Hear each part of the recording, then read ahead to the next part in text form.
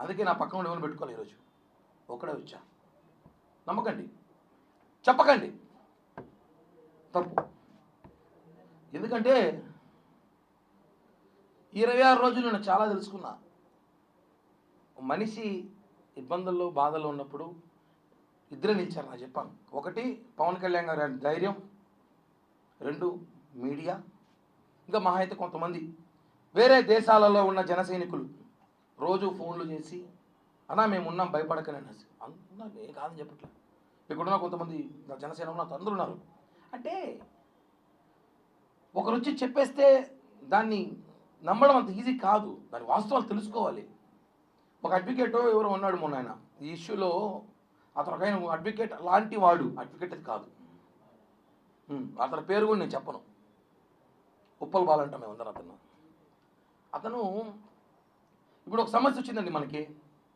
ఆ సమస్య అడ్వకేట్కి చెప్పుకుంటాం. సార్ నాకు ఇలా మోసం జరిగింది, ఇలా నాకు అన్యాయం జరిగింది, నాకు డబ్బులు రావాలంటే తను ఏం చేయాలి? కోర్టులో పిటిషన్ వేయాలి, కోర్టులో వాదించాలి. సాక్షి టీవీ, సాక్షి పేపర్లో కాదు. తను ఏం చేశాడు? కిరణ్ రాయల పైన ఆరోపణలు ఉన్నప్పుడు నువ్వు ఆరోపణలు కోర్టులో చూపించు, అంతేగాని డిబేట్లు పెట్టి నీ పబ్లిసిటీ పిచ్చి కోసం నన్ను వాడుకోవడం కరెక్ట్ కాదు. నీ మీద కేసు వేస్తా, తిప్పిస్తా తిరుపతికి. ఛార్జీలు కూడా నేనే పెడతాను నీకు, అప్ అండ్ డౌన్ ఛార్జీలు కూడా తిప్పిస్తా. సాక్షి మీద కూడా కేసు వేస్తున్నా, చెప్పాను, ఆల్రెడీ చేశాను. ఒకటండి, ఒకరు వచ్చి మాట్లాడేస్తే మహిళ మాట్లాడేసింది అంతే, నమ్మేస్తారు జనం అంతే. వాస్తవం. ఆయన ఎందుకు మాట్లాడింది, ఎవరు మాట్లాడిచ్చారో తెలుసుకోలేకపోయారు జనం. అదే బాధ. ఆ మాటల్లో మాట్లాడే మాటలు నన్ను నిజంగా చెప్తున్నా, మొండి నా కొడుకు ఏమంటాను కానీ నిలబడ్డా. ఇంకోడైతే నా ప్లేస్ చచ్చిపోయింటాడు. కుటుంబం మొత్తం ఆత్మహత్య చచ్చిపోయింటుంది ఈరోజు.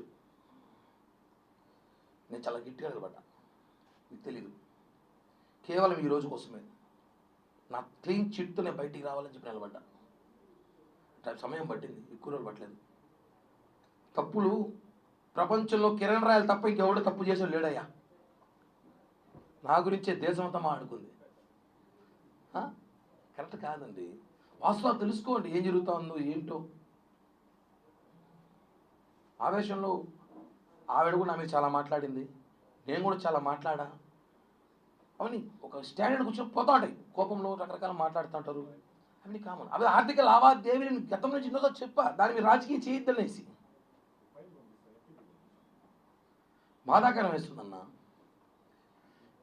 కంట్రోల్లో ఉన్నాను, లేకపోతే చెరువు అయిపోయేది కన్నీళ్ళతో. చాలా కంట్రోల్గా ఉన్నా, చాలా కంట్రోల్గా ఉన్నా. మా నాయకుడే మాకు ఇన్స్పిరేషన్.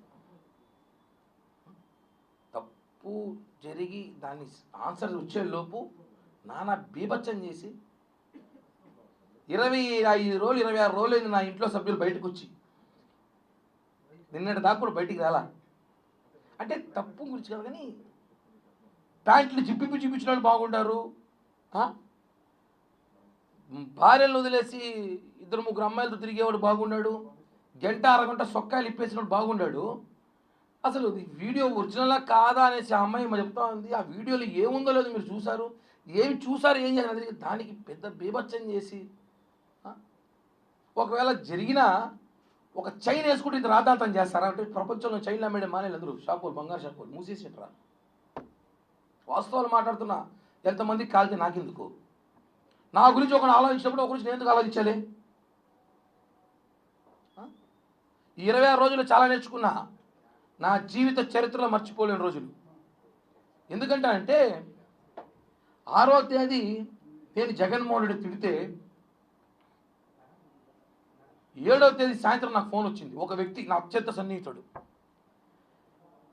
ఆ అమ్మాయి ఏదో సూసైడ్ అటెంప్ట్ చేసి నీ పేరు రాస్తుందంట చూడు అన్నాడు. 8వ అదే జరిగింది. అంటే నాకన్నా ముందు నా చుట్టుపక్కల తెలిసిపోతుంది ఏం జరుగుతుందో. బాధ కదా. ఏం జరుగుతుందో నాకన్నా ముందు నా చుట్టుపక్కల తెలిసిపోతుంది, నాకు లేటుగా తెలుస్తుంది. అంటే బాధితుడు నేనా మీరా? అంటే అర్థం చేసుకోండి ఏం జరుగుతుందో. కరెక్ట్ కాదు ఇవన్నీ. ఒక మనిషి ఎదుగుతామంటే నేను ఎవరు డబ్బులు కొట్టేసి ఎదగల. నా ఉన్న స్థాయిలో నేను అమ్ముకోను, అడుక్కోను, అప్పులు చేసో నా స్థాయికి మించి నేను ఎదుగుతున్నా. ఏం రాజకీయం సామాన్యుడు రాజకీయం చేయకూడదు ఏమంటే కిల్లి కుట్టమేవాడు బీడాలమ్మేవాడు రాజకీయం చేయకూడదు అంటే మోడీ యాడ్ని చూచాడయ్యా? ఎన్టీ రామారావు యాడ్ని చూచాడు? అందరూ పుట్టగానే ఎమ్మెల్యే ఎంపీ కొడుకు